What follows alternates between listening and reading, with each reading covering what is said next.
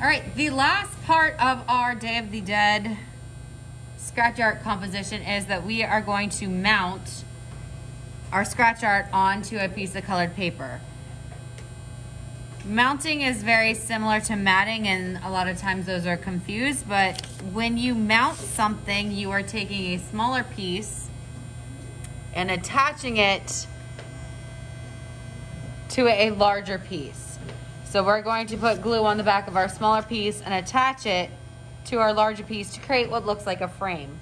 A mat would be almost like a picture frame with a cutout area that this would be behind it and show through. So there is a difference between mounting and matting. Mounting is what we are going to be doing, which is attaching a smaller piece to a larger piece to make it look like a frame. So everybody is going to begin here, done or not, with the scratch art. Because if you're not done, it's not a big deal. Once you have it mounted, you can get your wood needle tool and finish up, okay? We all need to have it mounted at the end of class today. So easy peasy. You're gonna pick your piece of background paper. Now, let's talk real quick about picking your background paper. If I have the color red background, I'm probably, or if I have the color red scratch paper, I'm probably not going to want a red background, right? We want there to be some contrast. We want this to jump out from the background. So if you have a red scratch art, yellow is an option, green's an option, blue's an option. If you have white scratch art, any color is an option. If you have something like yellow scratch art, green, orange, blue, you're just obviously not gonna put it on yellow because it wouldn't stand out that much. So that's the yellow on blue. Yellow on green. Here's green on purple.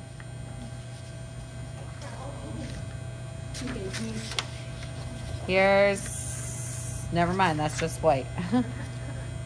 I thought I had a pink one somewhere. Yeah, I don't know where I put it. So, we are not putting name tags on this year. We're gonna try it without it.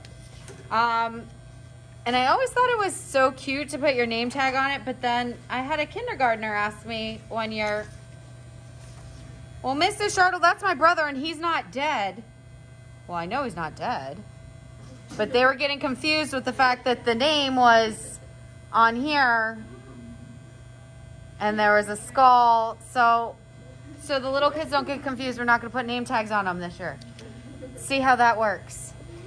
So we're going to, with our paper, put our name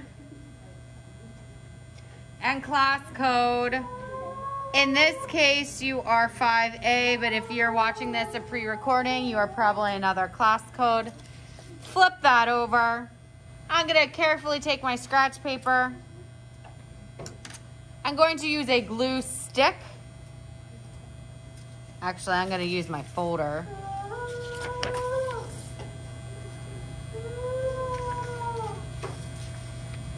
And get the edges. Now, I'm not just doing one little wimpy pass with my glue. Like, I'm getting some glue on this paper, right? X through the middle. I don't want globs of glue, but I definitely want this to stick, right? It's obviously sticking. If you need to, stand up. And you are going to place this centered on your paper. I like to start at the top. Just make sure that, like, this is about even and the sides are about even. And then lay it down. It looks like maybe I cut this paper crooked, actually. Then making sure that my table's clean or my surface is clean.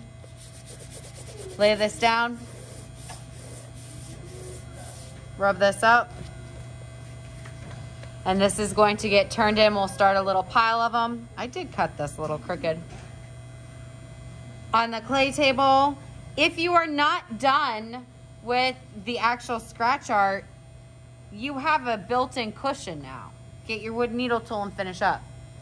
So today we're going to mount, and it's going to be a catch-up day, and we're done with this project. All right.